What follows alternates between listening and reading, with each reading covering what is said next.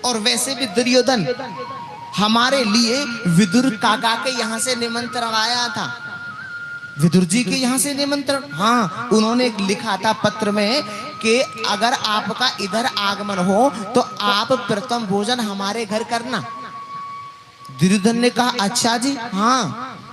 अब भगवत प्रेमी विदुर जी भीड़ में सबसे पीछे खड़े हैं। विदुर जी ने इशारे में कहा कि महाराज मैंने आपको निमंत्रण कब दे दिया, यहाँ तो वैसे ही खाने के लाले पड़े हैं।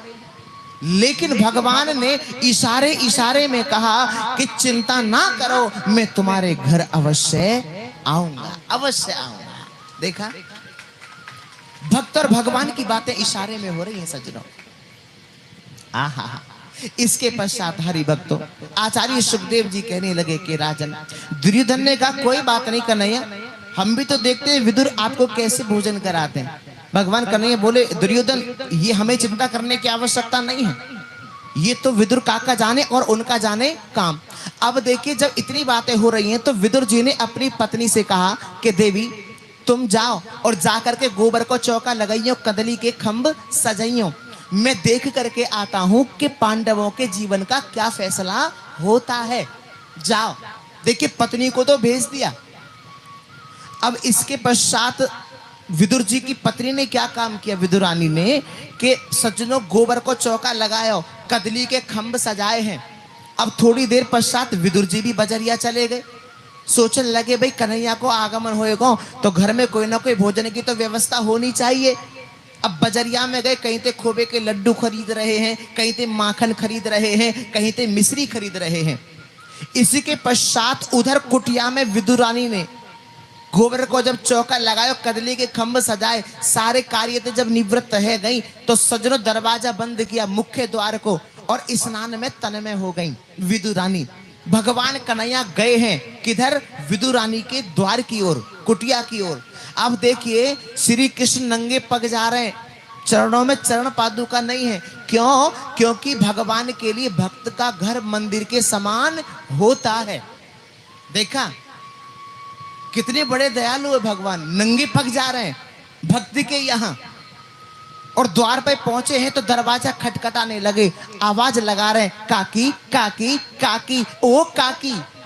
जैसे ही विदुरानी ने सुना अरे ये तो मेरे कन्हैया की सी आवाज है, झट से दरवाजा खोला और द्वार पर जैसे ही कृष्ण को पाया तो बावरी हो गई, टकटकी लगा के भगवान को देखती रही, देखती रही। आहा, श्री कृष्ण मनी मन सोचने लगे ये तो मेरे आगमन की खुशी में बावरी हो गई है।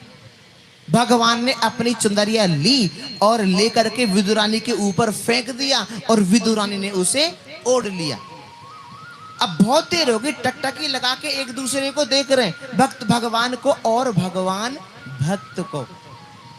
जब बहुत देर हो गई कृष्ण कहने लगे काकी ओ काकी काकी ओ काकी काकी काकी।